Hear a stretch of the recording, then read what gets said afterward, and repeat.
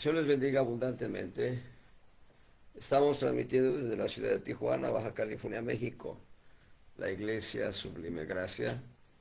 Y hemos empezado a hablar acerca de el discipulado. Hemos visto dos principios importantes para ser discípulos del Señor Jesús.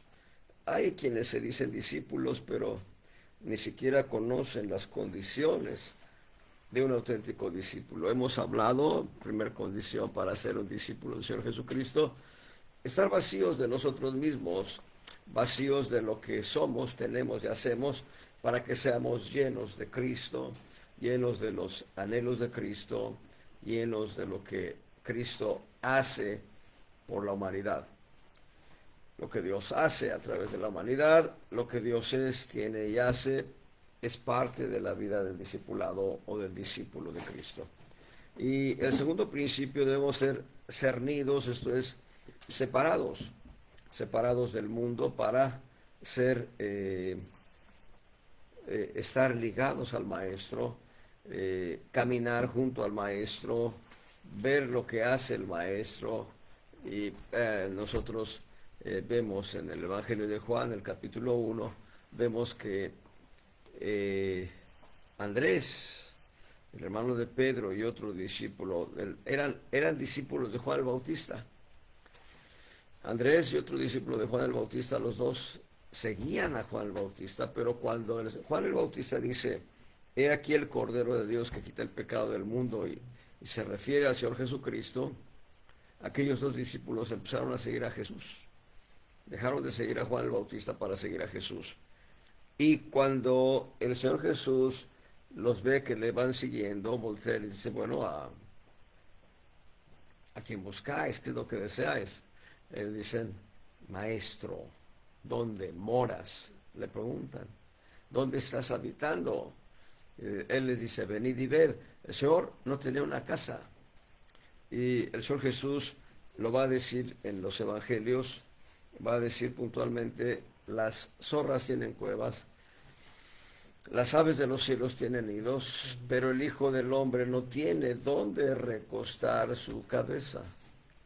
Y eso es trascendental porque el Señor Jesucristo lo que vino a hacer fue preparar lo que es, lo que podemos llamar su lugar de habitación. Y lo que hace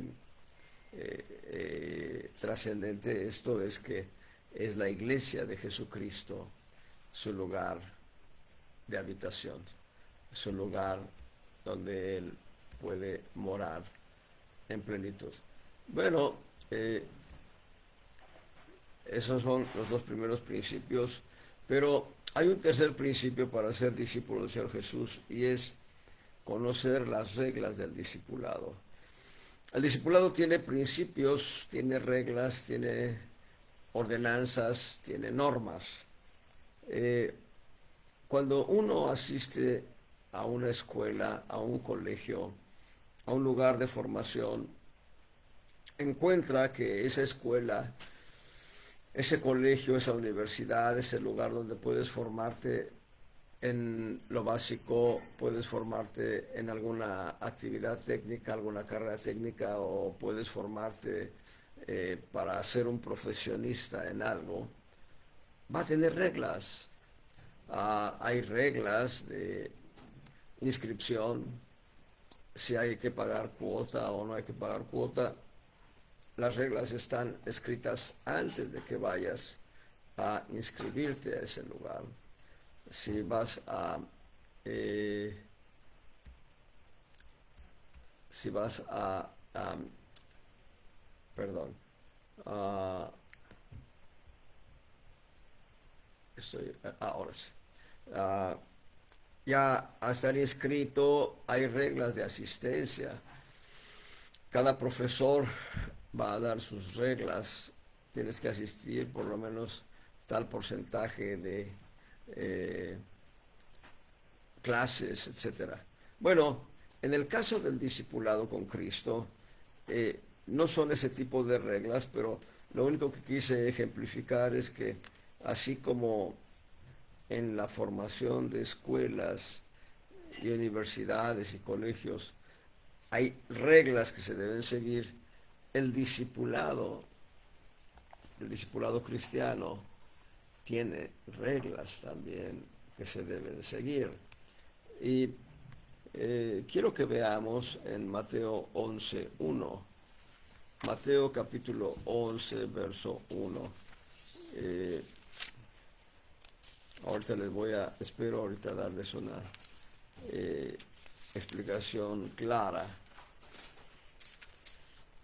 Mateo capítulo 11, verso 1. Y fue que acabando Jesús de dar mandamientos a sus 12 discípulos, se fue de ahí a enseñar y a predicar en las ciudades de ellos. Podemos ver aquí que el Señor les da mandamientos a sus discípulos. En Mateo 10:1, entonces llamando a sus 12 discípulos, les dio autoridad contra los espíritus inmundos para que los echasen fuera y sanasen toda enfermedad y toda dolencia. Verso 5, a estos 12 envió Jesús, a los cuales dio mandamiento, diciendo, por el camino de los gentiles no iréis, y en ciudades samaritanos no entréis. Bien, ahí encontramos dos principios o mandamientos que le da el Señor a sus 12 discípulos que se convirtieron en los 12 apóstoles del Cordero. Y bien, hoy ese mandamiento de no entrar en ciudad de gentiles o de samaritanos no aplica para nosotros. Dice, en camino de gentiles no iréis, en ciudad de samaritanos no entréis. Este mandamiento no aplica a nosotros, pero para nosotros aplican, vamos a ver, 9 principios de la Gran Comisión, como una parte de de los mandamientos o de las ordenanzas, de las disciplinas que deben mantener los discípulos. Vean ustedes primeramente en Mateo capítulo 28. Vamos a conectar Mateo 28 con Marcos 16. Mateo 28, verso 18 y 19, primera línea. Llegando Jesús les habló diciendo, toda potestad, toda autoridad, todo poder me es dado en el cielo y en la tierra. Esta potestad, esta autoridad, este poder que recibe el Señor Jesús es dado también a nosotros como parte de la iglesia de Cristo. Y entonces dice, por tanto, dado que Cristo tiene toda potestad, toda autoridad, todo poder, todo dominio, dado que Él tiene todo ello, entonces, tanto en el cielo como en la tierra, entonces dice, por ello, vayan. Dice, id. Y esta parte abre puntos suspensivos que se van a rellenar con Marcos 16. Vamos a estar transitando entre Marcos 16 y Mateo 28. Marcos 16, en el verso 15, dice, Marcos 16:15, y les dijo, id. Ahí está, ¿ven la conexión? Mateo 28:19, la primera línea, por tanto, id. Y acá está la conexión. Los puntos suspensivos se pueden ligar ahora. Y lo que vemos en Marcos 16, verso 15, es la continuidad de aquello que dice el Señor en Mateo 28:19.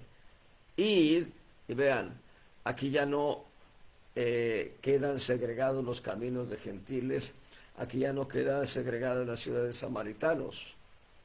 Ahora dice, id por todo el mundo.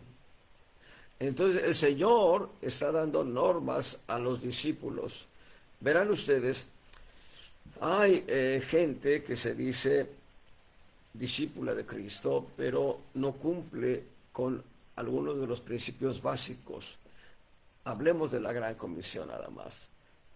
No vamos a ir a todo el mundo. Bien, colaboremos a través de ofrendas para que el Evangelio se extienda. Pero pensemos, yo no voy a ir a todo el mundo, pero lo que sí debo hacer es dar testimonio de Cristo, dar testimonio de mi conversión, dar testimonio del poder transformador de la gracia, primero con mi familia inconversa.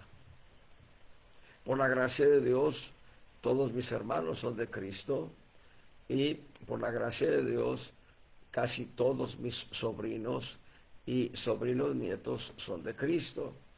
Pero entonces, si digo casi, significa que hay alguna porción, alguna proporción entre sobrinos o sobrinos nietos que todavía no alcanzan esta salvación y yo debo testificarles. Yo soy uno de los responsables y obligados a testificarles de Cristo para que no vayan a un lugar de tormento. Pero después de mi entorno de familia queda, ahorita hablé de mi entorno de familia sanguínea, pero luego voy a hablar del entorno de la familia política. En el caso mío, por la gracia de Dios, todos los miembros de la familia de mi esposa, a saber, sus padres, sus hermanas, son de Cristo. Y los concuños son de Cristo. Uno, pues, pastorea una iglesia y es... Bueno, el punto está en que hay más miembros de esta iglesia, de esta familia de mi esposa, a quienes debemos testificarles de Cristo en la medida de nuestras libertades. Pero después de testificarle a la familia sanguínea y a la familia afín, a la familia política, hay que testificarle a los amigos, a aquellos con quienes hemos convivido, con quienes tenemos una relación de amistad por causa de la escuela, por causa del trabajo. Y ahora dije amigos, pero también podemos hablar de compañeros de escuela y compañeros de trabajo que no necesariamente son amigos, pero son compañeros con quienes convivimos a diario. Hay que testificarles a ellos. Y luego hay que testificarles a los vecinos donde vivimos. Hay que testificarles a la gente con la que nosotros cruzamos en el camino todos los días. Hay que plantarnos en las plazas comerciales para testificar de Cristo. No estamos yendo a todo el mundo, pero estamos yendo a un mundo que nos rodea y que en una alta proporción es gente que no conoce el Evangelio de Cristo como debe ser conocido. Pero las normas de la Gran Comisión apenas empiezan a ir por todo el mundo y predicar el Evangelio a toda criatura. Aquí está el mandamiento completo. Son dos principios de ordenanza que suman, esos dos principios de ordenanza suman un mandamiento de la Gran Comisión. La Gran Comisión va a tener 4 mandamientos y 5 herramientas de la Gran Comisión. Es importante conocerlas. Si somos discípulos, debemos conocer las 5 herramientas, debemos conocer los 4 mandamientos y debemos caminar en ellos. Entonces el primer mandamiento es ir y predicar el Evangelio a toda criatura, ir por todo el mundo y predicar el Evangelio a toda criatura. Y de aquí, de esta predicación, el que creyere y fuere bautizado será salvo, el que no creyere será condenado. Esta parte final complementaria del mandamiento se va a separar como otros mandamientos en Mateo 28. Veamos otra vez Mateo 28, verso 19. Por tanto, id, y dice, y doctrinad, y esa parte, doctrinad, es un segundo mandamiento de la Gran Comisión. El sentido propio de la palabra doctrinad es hacer discípulos.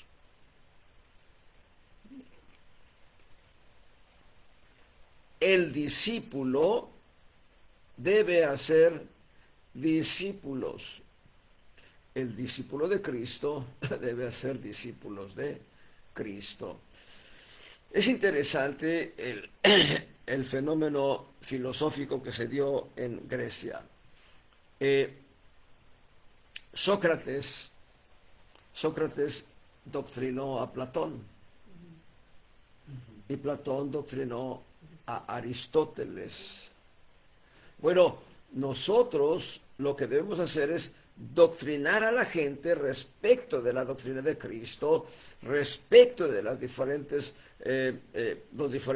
principios de la doctrina básica fundamental del cristiano, que en parte de la doctrina de Cristo, y ahí les digo, desde Génesis 1:1 hasta Apocalipsis 22:21, se habla de Cristo, toda la Biblia habla de Cristo. Juan Juan 5:39 establece este mandamiento. Mandamiento, escudriñad las escrituras porque a vosotros os parece que en ellas tenéis la vida eterna. Y ellas, las escrituras, dan testimonio de Cristo. El Señor Jesús dice, dan testimonio de mí. Las escrituras dan testimonio de Cristo. En Apocalipsis 19:10, en la última línea, leemos que el espíritu de la profecía radica en Jesús. Así que cuando dice el Señor que vayamos, número uno, prediquemos el evangelio a toda criatura, el que crea y sea bautizado será salvo, agrega, hagan discípulos. ¿Y qué es el principio de ser discípulos? Enseñarles la doctrina de Cristo, enseñarles que en Génesis 1:1 está Cristo, Bereshit Aleph Tav Elohim, y cuando dice ahí Génesis 1:1, en el principio crió Dios los cielos y la tierra, ahí, dos líneas nada más, en el principio creó Dios los cielos y la tierra, ahí está Cristo. ¿Y dónde está Cristo?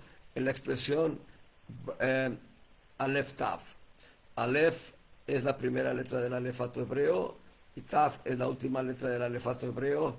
En Isaías vamos a encontrar que el Padre celestial es el primero y el último, 7 veces. Y en Apocalipsis vamos a encontrar que Cristo es alfa y omega, principio y fin, 7 veces. Qué hermoso. Bueno, ¿qué es el hecho de entender que Aleph Tav es Cristo? Eso lo dice el profeta Zacarías cuando leemos de esta manera, y mirarán a mí, Aleph Tav, al que traspasaron. Qué hermoso, ¿no? Aleph Tav es una expresión que no ha sido traducida. Nadie, absolutamente nadie ha traducido esa expresión. Por gracia de Dios yo tengo dos ejemplares de la ley de la Torah de rabinos judíos. Y curiosamente no dan pauta para entender qué es Aleph Tav. Bueno, Zacarías nos dice quién es Aleph Tav. Aleph Tav es Cristo al que traspasaron por causa de nuestros pecados, por causa de mis maldades. Entonces, lo que nosotros debemos hacer es, en este punto número 2 del mandamiento, de los 4 mandamientos de la Gran Comisión, es discipular a la gente. Bueno, es importante, y la Biblia dice categóricamente en el Evangelio de Lucas que hay gozo en los cielos cuando un pecador se arrepiente. Y eso es gran verdad. Es una verdad gloriosa cuando un pecador se arrepiente. Cuando veo que alguien abre su corazón a Cristo, yo me alegro mucho, pero en el cielo hay un gran gozo, dice, hay gozo en los cielos. Sin embargo, cuando leemos Judas, en el penúltimo versículo, leemos, y aquel pues que es poderoso para guardaros sin caída y presentaros delante de su gloria irreprensibles, con grande alegría. Está hablando de gente que ha madurado, gente que ha crecido, gente que ha sido discipulada, gente que ha crecido al nivel del discípulo de Cristo, y dice, y presentaros delante de su gloria con grande alegría. Hay gozo en los cielos cuando un pecador se arrepiente, y hay grande, grande, grande alegría cuando ese pecador arrepentido ha crecido, ha madurado, se ha convertido en un discípulo de Cristo. Las reglas son claras. Nosotros podemos encontrar gente que se goza y se alegra en la salvación, pero que no va a más. Es como los niños en el parque, corriendo, jugando, divirtiéndose, disfrutando la vida, disfrutando los juegos que hay en el parque, etcétera. Pero el discípulo, hablando en un sentido espiritual, los creyentes en Cristo caminan alrededor del altar de bronce en el tabernáculo, en un sentido espiritual y alegórico. Los creyentes, los niños en Cristo, los discípulos han entrado al lugar santo y transitan entre el lugar santo y el lugar santísimo, porque en el lugar santísimo está la gloria de Dios, la Shekinah. En el lugar santísimo posaba la columna de fuego durante la noche, en el lugar santísimo posaba la columna de nube durante el día, y esa nube se extendía por todo el campamento para dar protección al pueblo de Israel. Bueno, mientras que los israelitas disfrutaban las bendiciones que prodigaba la columna de fuego, la columna de nube por fuera, Moisés podía entrar hasta el lugar santísimo. Bueno, Moisés no, pero sí Aarón. Aarón podía entrar hasta el lugar santísimo el día de las expiaciones. Y el día de las expiaciones era un día especial. Bueno, debo continuar, si no me desvío y luego ya no les doy todo el consejo. Entonces, id y predicad el evangelio a toda criatura. Id por todo el mundo, predicad el evangelio a toda criatura. El que creyere fuera bautizado será salvo, mas el que no creyere será condenado. Número 2, doctrinad, haced discípulos. Regresamos a Mateo 28, verso 19. Dice, doctrinad a todos los gentiles. Aquí vean, por eso cambia el mandamiento de Mateo 10. Aquí ya cambia. Aquí en caminos de gentiles. De hecho, esta es la dispensación dada a los gentiles. No estoy diciendo ninguna herejía. A lo largo de la era de los patriarcas y de la vigencia del Antiguo Testamento, Dios dejó testimonio de la dispensación de gracia para los gentiles. Perdón, para los gentiles. Bueno, doctrinar a todos los gentiles. Tercer mandamiento, bautizándolos en el nombre del Padre, del Hijo y del Espíritu Santo. Es el tercer mandamiento. Un discípulo de Cristo baja a las aguas bautismales para dar testimonio, y aquí hay varios testimonios que va a dar el discípulo cuando se bautiza en agua. Va a dar testimonio a Dios, a Cristo, de que ha decidido seguir la senda del Calvario, la senda de Cristo, toda la senda hasta el trono. Da testimonio al mundo de que le está dando la espalda al mundo, y da testimonio al enemigo, al diablo, de que ahora son enemigos, y el creyente, el discípulo, va a caminar completamente dependiendo de Cristo, dependiendo de Dios. El discípulo se bautiza en agua para darle testimonio a la gente del mundo que ya no es del mundo. Hay varios testimonios que se pueden dar. Les he contado el de aquel que caminaba con sus amigos en el mundo, y uno de sus amigos se fue lejos a hacer un doctorado, una maestría, y este amigo que se quedó fue tocado por el Señor, empezó a caminar en el Señor, empezó a caminar en Cristo, y aquel vino a visitarle y le dijo, oye, voy a hacer una fiesta en tal lugar, así que te espero. Dijo, no voy a ir, y no fue. Pero no solo dejó de ir a la fiesta, sino que dio testimonio de Cristo. Es importante, muy importante, que el bautizo en agua sea el reflejo de un caminar discipulado, un caminar discipulado.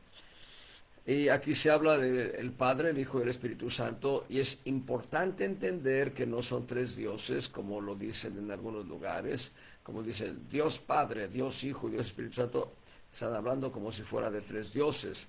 Decía un apóstol que si nosotros hablamos de la Trinidad, así, de la Trinidad, a los musulmanes nos van a decir politeístas. Los musulmanes van a decir, tú no crees en un solo Dios, tú crees en tres dioses. Nosotros debemos ser muy cuidadosos en entender que el Padre es Dios, el Hijo es Dios y el Espíritu Santo es Dios, pero también comprender, entender, aceptar por la fe sobre la lógica que Dios es uno. Eso lo dice Deuteronomio: oye Israel, Jehová tu Dios, Jehová uno es. Llamarás al Señor tu Dios con todo tu corazón, con todas tus fuerzas, con todo tu entendimiento, y a tu prójimo como a ti mismo. Bueno, ahí ya tenemos el tercer mandamiento, bautizándolos en el nombre del Padre, del Hijo y del Espíritu Santo. Y cuarto mandamiento, verso 20, estoy en Mateo 28, verso 20, enseñándoles que guarden todas las cosas que os he mandado. Y aquí yo estoy con vosotros todos los días hasta el fin del mundo. Bueno, amén. Bueno, dice, enseñándoles que guarden todas las cosas que os he mandado. El discipulado no termina con conocer la leche espiritual.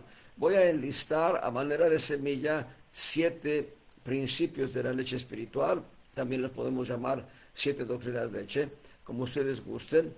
Estos 7 principios de la fórmula de la leche espiritual son: número 1, doctrina de Cristo.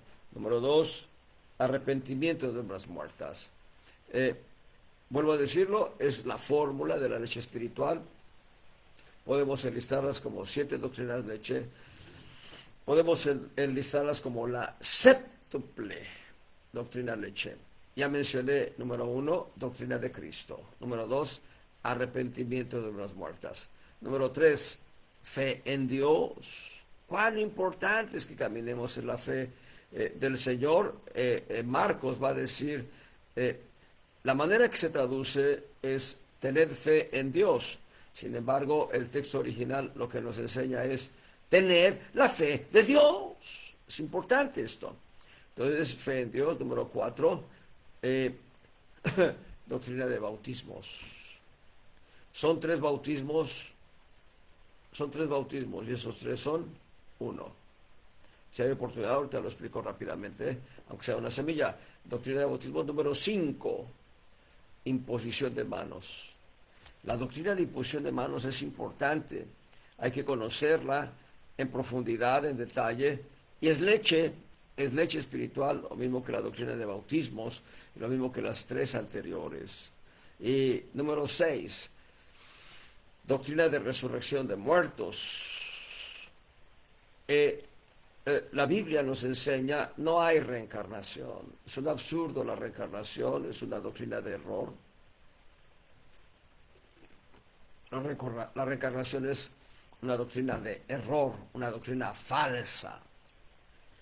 Es resurrección de muertos. Una vez muerto, juicio de Dios para galardones a los salvos, o pérdida de galardones a los que somos salvos, y juicio de condena eterna, de una sentencia de juicio eterno para los salvos. Y ese juicio determina el estatus de castigo en el que va a estar esa alma. No hay reencarnación. Muy bien, es la número 6, resurrección de muertos. Y número 7, juicio eterno.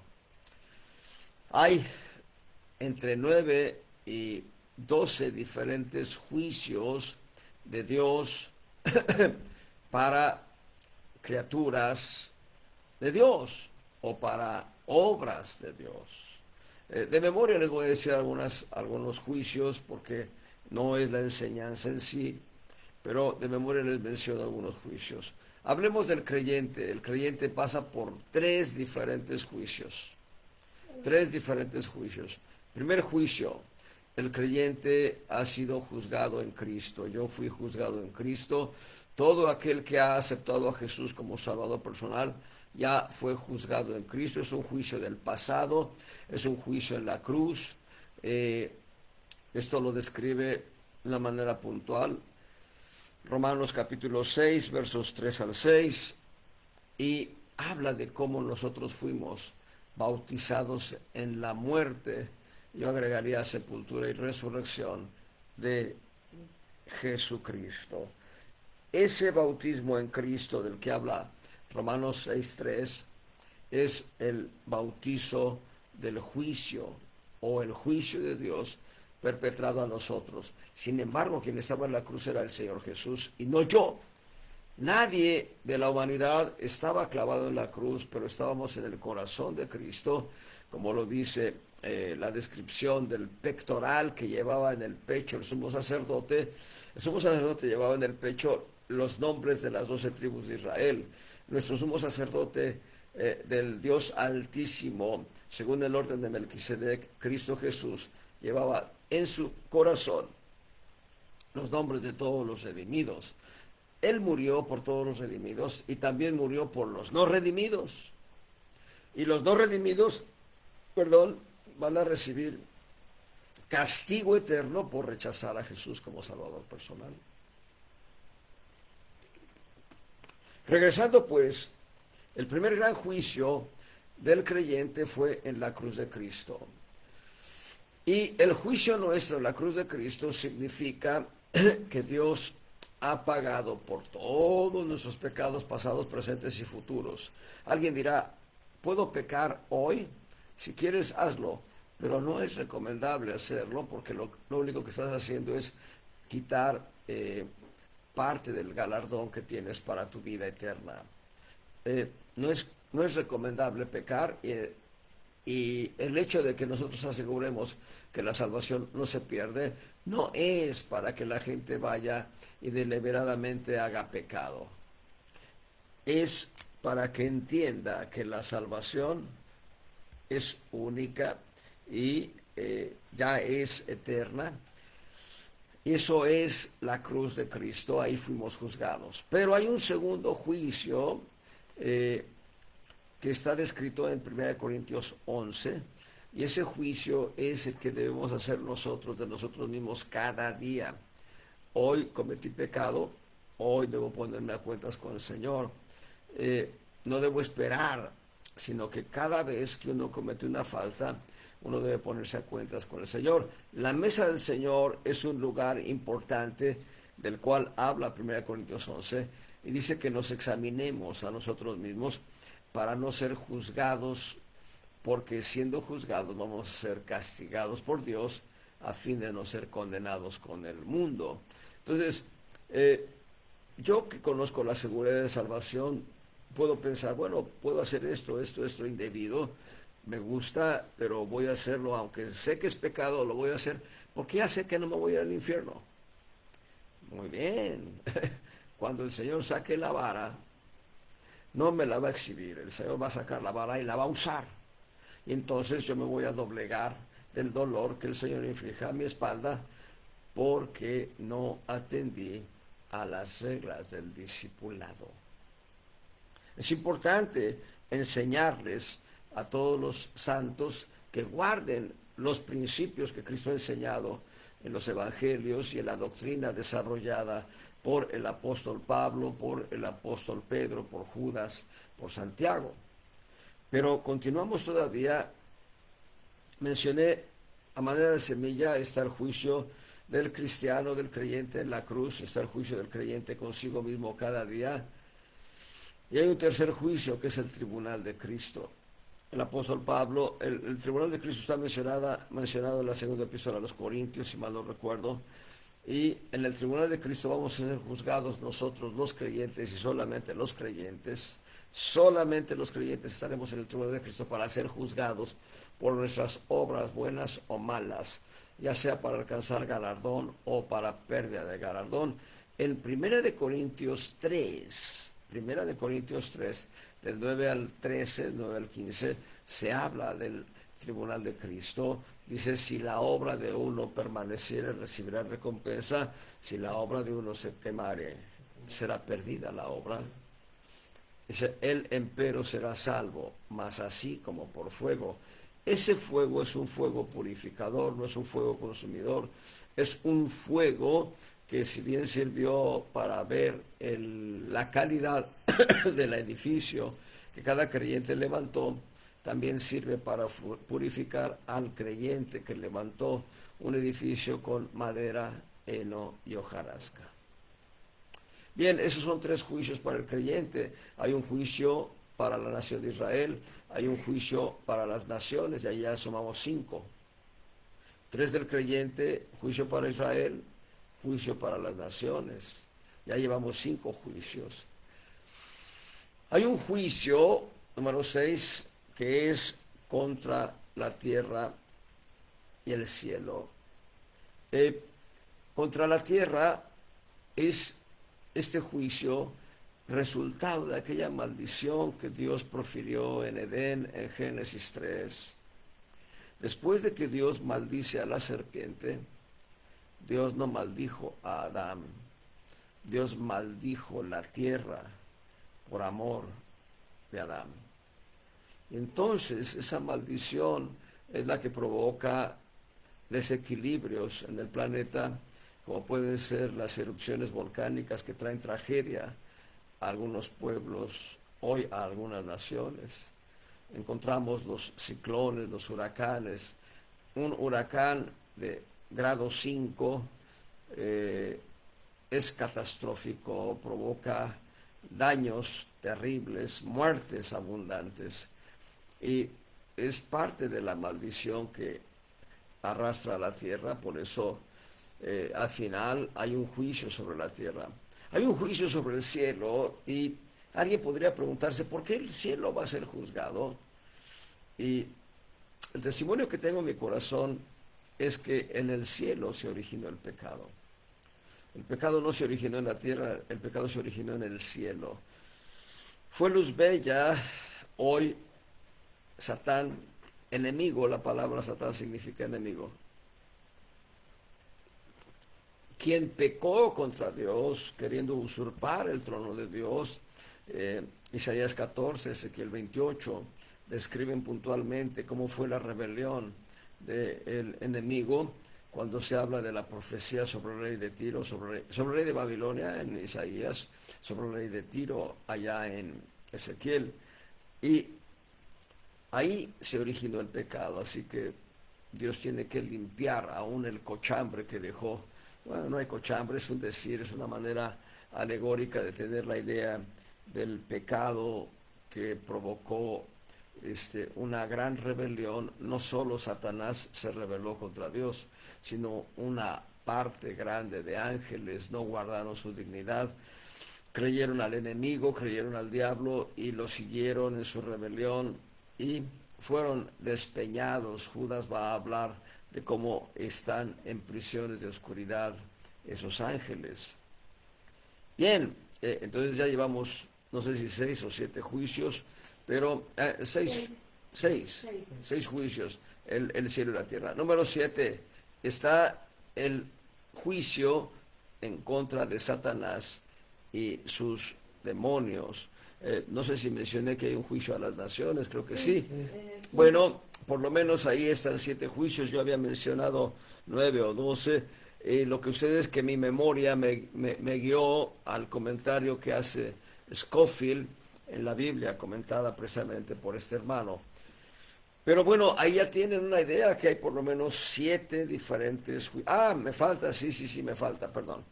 Hay un juicio puntual, muy específico, respecto de la bestia, también llamado anticristo. A mí me gusta llamarle bestia por distinguir del espíritu de anticristo, porque el espíritu de anticristo opera desde que el Señor Jesús cumplió su ministerio en esta tierra.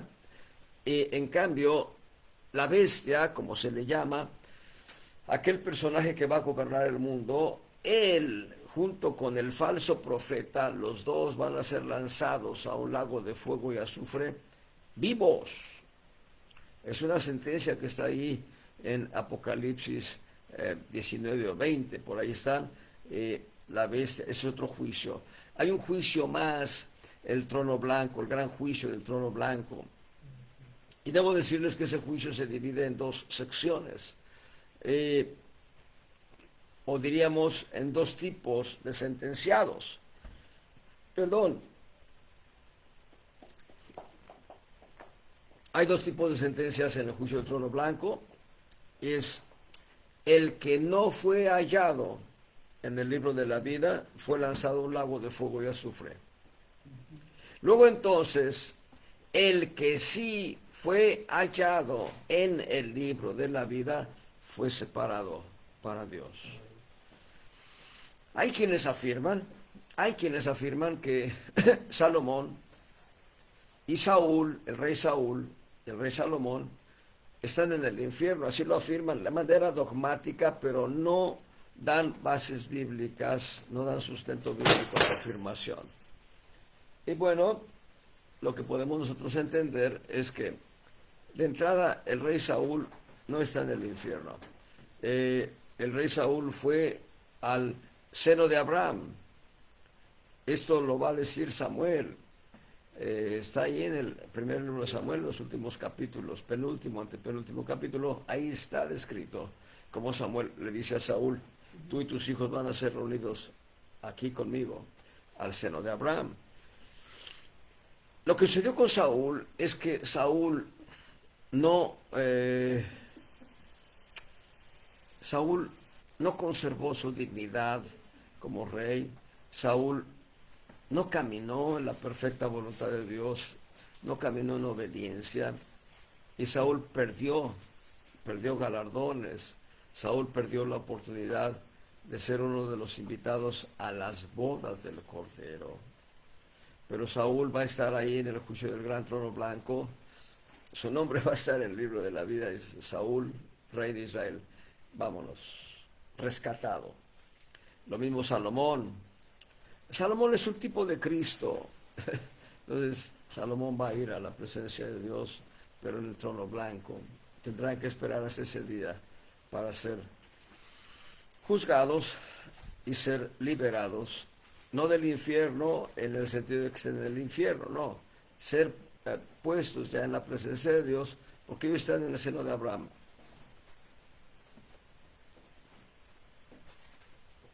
Bueno, hasta ahí la semilla de los juicios.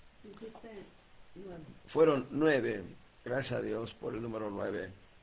Muy bien, continuamos con los principios de la Gran Comisión. Ya mencionamos que son 4 mandamientos y 5 herramientas. Ya mencionamos, primer mandamiento, ir por todo el mundo, predicar el evangelio a toda criatura, que creyere y fuere bautizado será salvo, mas el que no creyere será condenado.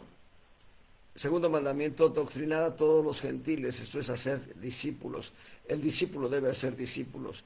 No es correcto hacer creyentes. Qué bueno que nace gente en Jesús, nace gente nueva, pero que esa gente nueva sea discípula de Cristo es lo correcto. Hacer discípulos, bautizándolos en el nombre del Padre, del Hijo y del Espíritu Santo como un testimonio de su discipulado, enseñándoles que guarden todas estas cosas.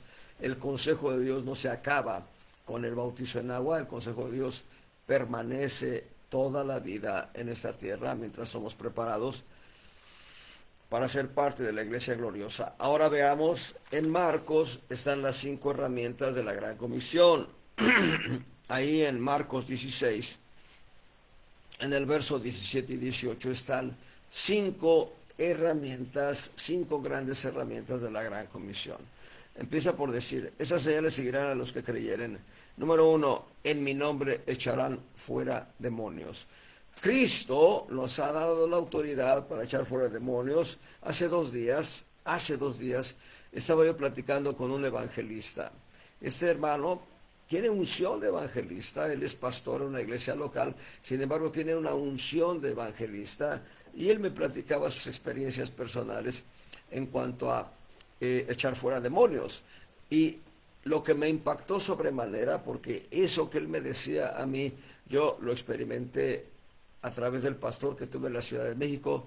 El pastor que tuve en la Ciudad de México era un evangelista por vocación, y ambos coincidían en que se debe ejercer la autoridad de Cristo para echar fuera a los demonios, y hablarles con autoridad, no con respeto ni con miedo, hablarles con autoridad e echarlos fuera en el nombre de Jesús. Y esto es lo que Dios quiere que hagamos cuando se presente esta circunstancia. Nosotros no vamos a ir casa por casa: no tiene un demonio a quien echar fuera. No, vamos a estar orando, vamos a estar buscando el rostro de Dios, vamos a salir a evangelizar. Si te encuentras con un endemoniado, pues hay que tomar la autoridad que Cristo nos ha dado, lo ha dicho Él, toda potestad me ha sido dada en los cielos, por eso vayan. Les he contado este testimonio, ese sí se los he contado, eh, ya hace casi un año, debe tener por lo menos entre 10 y 11 meses en las labores de evangelismo que hemos hecho en este año. Fuimos allá al territorio de las 5 y 10, ahí hay una clínica de Seguro Social. Tal vez tenga menos, tal vez 7 meses, pero estábamos ahí evangelizando y vino un hombre, fácilmente medía 1,90, fácilmente medía 1,90 él. Fortachón, o sea, se veía musculoso, se veía que hacía ejercicio con su cuerpo.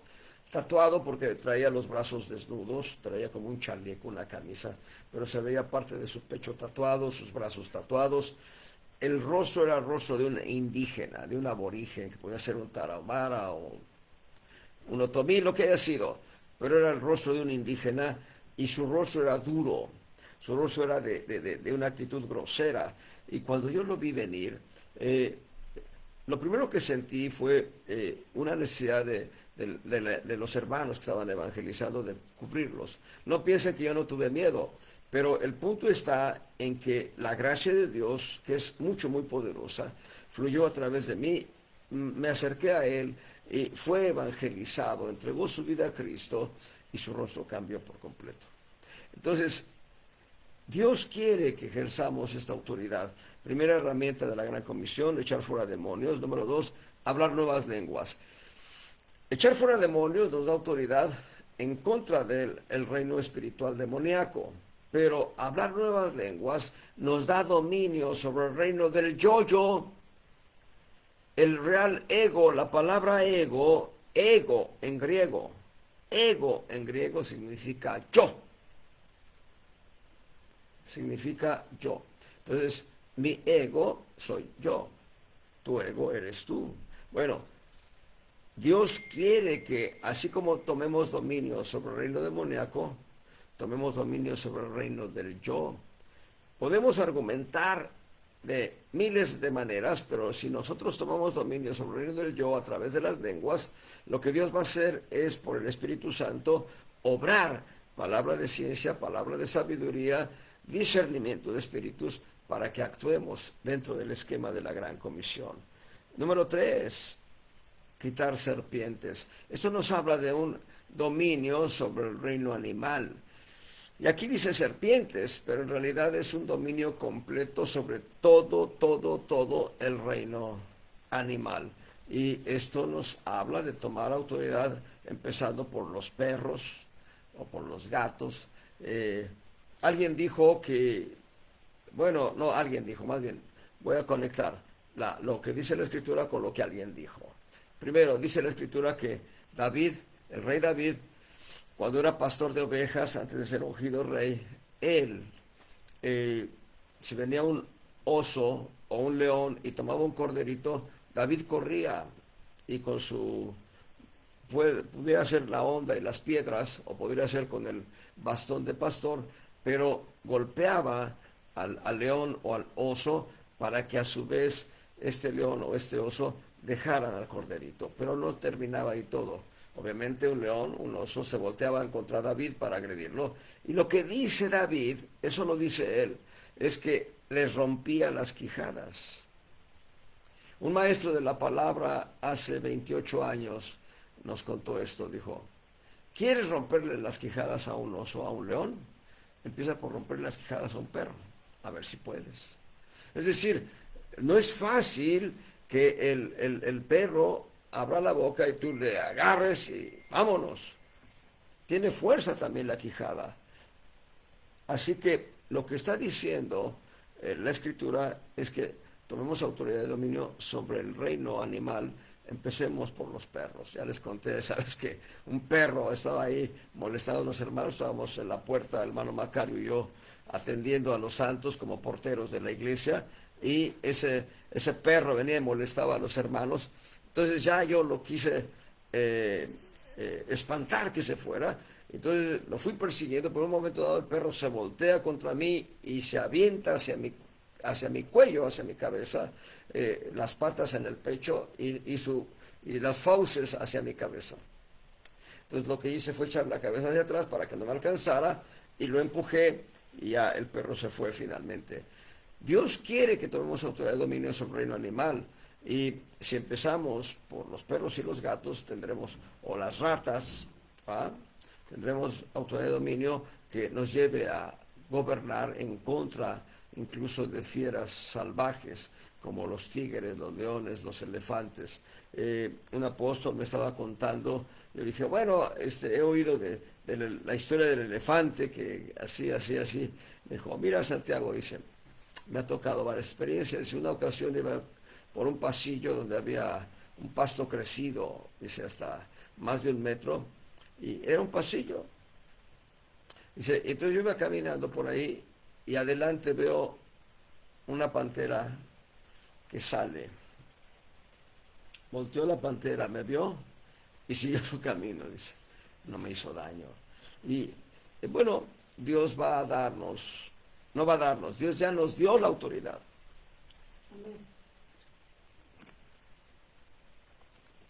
Y lo que Dios quiere es que ejerzamos autoridad. Ahorita mencioné bestias salvajes, pero hay virus, y los virus son criaturas microscópicas que son de lo más primitivo, pero a pesar de ser criaturas muy primitivas, porque no tienen un sistema de reproducción por sí mismos, hay virus malignos que hacen daño y provocan enfermedades y muerte. Hay que tomar autoridad sobre los virus, sobre las bacterias, que también son animales vivos, sobre los hongos, sobre todo aquello que puede estar dañando tu cuerpo. Hay que tomar autoridad de dominio y echarlo fuera en el nombre de Jesús. Entonces ya tenemos el reino angelical, el reino demoníaco, dominio, reino del yo, dominio, reino animal, dominio. Número 4, dice, si bebieren cosa mortífera no les dañará. Y esto habla del reino químico. Tal vez aquí entren también los hongos, no lo sé. Yo supongo que sí, puede ser. El reino químico, nosotros cada día estamos siendo invadidos por alimentos cuya manufactura ya no conocemos. Si realmente estamos comiendo queso auténtico de leche de vaca o estamos comiendo queso combinado con productos sintéticos para darle forma al queso. Ya no sabemos. Y lo que estamos haciendo es comer con acciones de gracias en fe. Dios quiere que ejerzamos esa autoridad y ese dominio sobre el reino químico. Y número 5, sobre los enfermos pondrán las manos y sanarán. Dominio sobre el reino de la enfermedad. Aquí hay 5 reinos sobre los cuales el Señor nos da dominio. En realidad son 7 reinos, pero aquí hay 5 reinos sobre los cuales Dios nos da autoridad de dominio para el cumplimiento de la gran comisión. Así que es importante conocer las normas, conocer las reglas del discipulado. Vean lo que dice Mateo 20, versos 23 al 28. Mateo capítulo 20.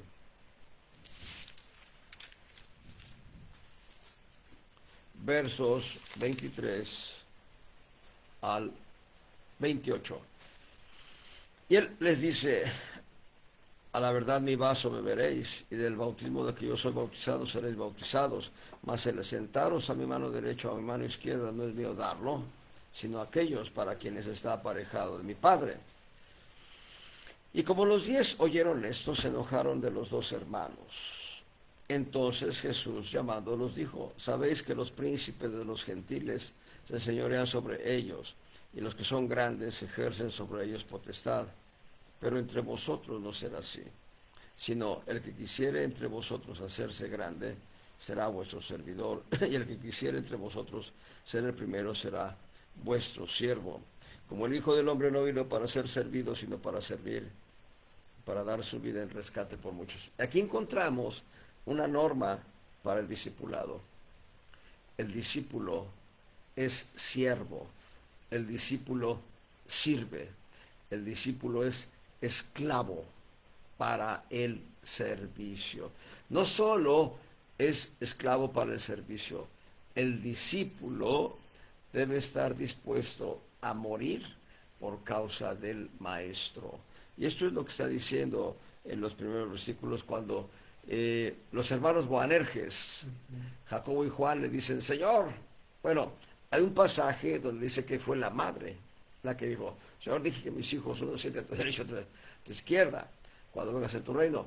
Pero hay pasajes paralelos donde dice que ellos le pidieron, cuando vengas en tu reino, permítenos que nos sentemos a tu diestra y a tu izquierda. Bueno, el Señor dice, no está dado a mí. No, yo no soy el que da esas posiciones. Pero les pregunta algo.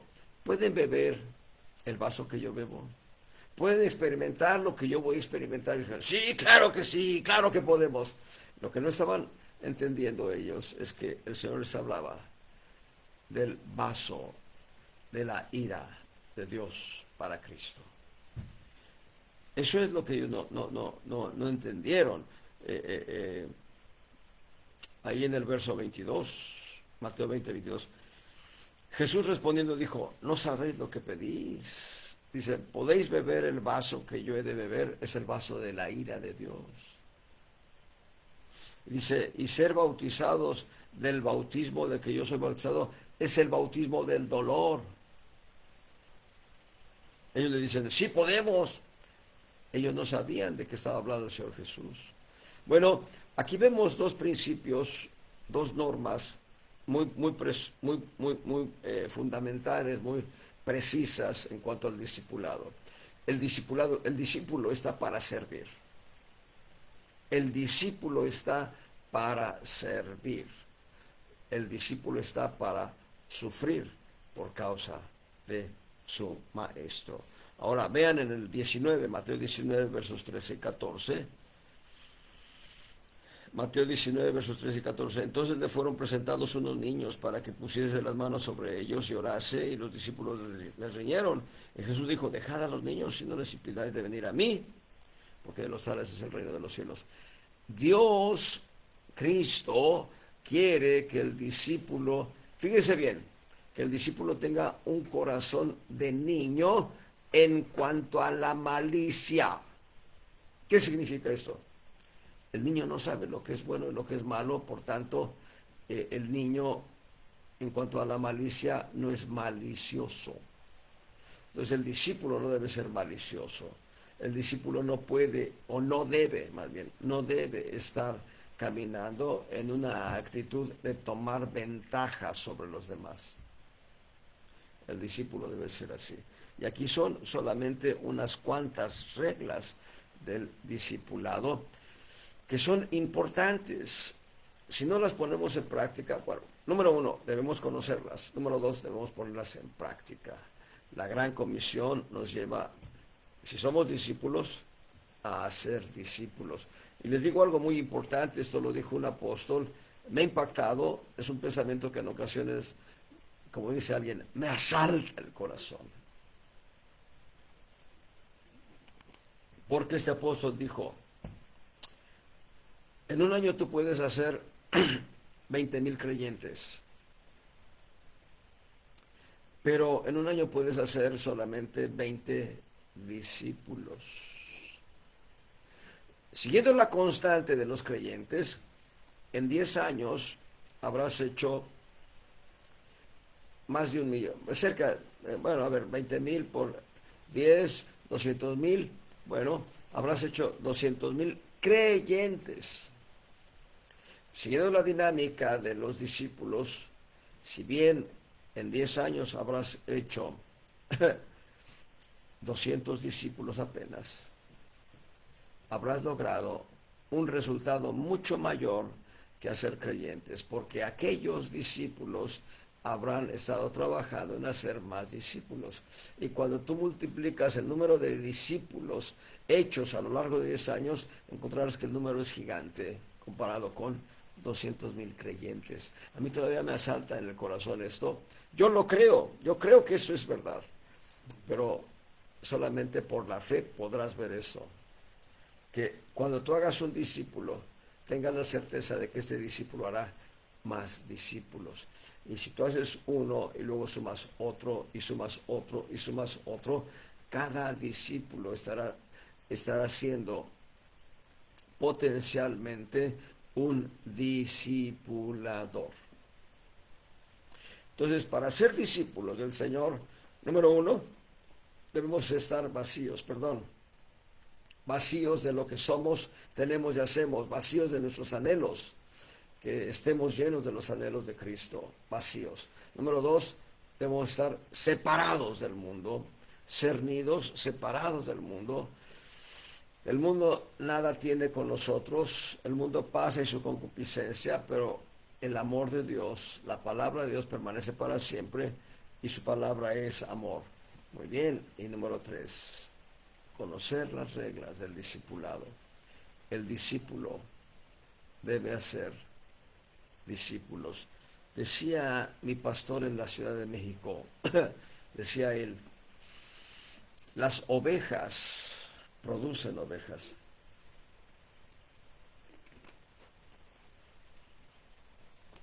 Hasta ahí lo dejaban, puntos suspensivos. Alguien agregó este comentario, lo acabo de leer apenas hace unas semanas. Los ministros producen ministros. Bien, es muy dogmático decirlo, las ovejas producen ovejas, los ministros producen ministros, muy dogmático. Pero veámoslo de esta manera. La iglesia evangelizando va a traer más ovejas a la reunión de santos. Pero el ministro que enseña y que discipula va a provocar que se levanten pastores, que se levanten en un concepto completamente universal, apóstoles, profetas, evangelistas, pastores y maestros.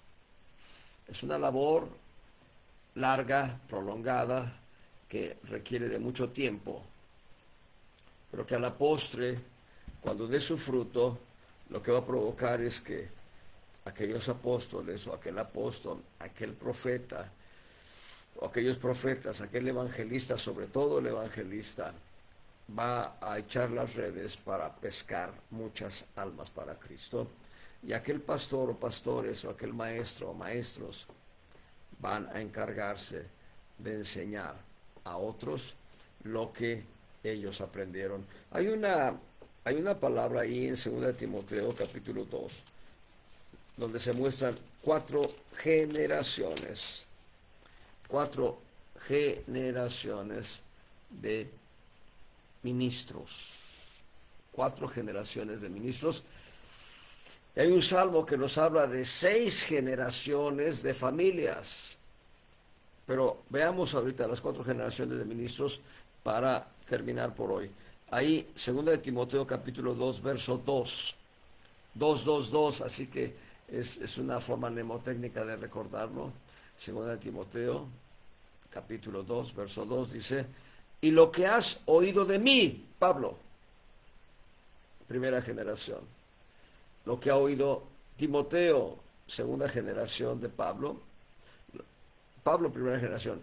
Timoteo, lo que ha oído de Pablo, dice, entre muchos testigos, esto encarga a los hombres fieles, tercera generación,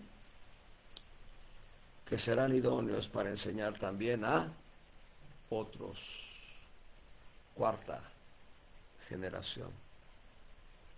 4 generaciones de ministros, porque Pablo fue un apóstol del Señor Jesucristo. Timoteo inició el pastorado, pero Dios lo llevó a el ministerio apostólico. Así que Timoteo terminó como apóstol, o más bien, no se escucha bien la expresión terminó, más bien Timoteo fue en una carrera ascendente de ministerio y siendo apóstol, bueno, él hizo su carrera en el ministerio. Bernabé es un hombre que caminó en 7 diferentes ministerios, desde ayudas hasta apóstol. Y bien, cuando estaba diciendo Pablo, lo que de mí has aprendido, Timoteo, segunda generación Timoteo, primera generación Pablo, enséñalo a hombres fieles, que además de ser idóneos para enseñar a otros, los hombres fieles eran ministerios, que enseñaran a otros para formar ministerios. Hermanos, esa es una de las normas del discipulado.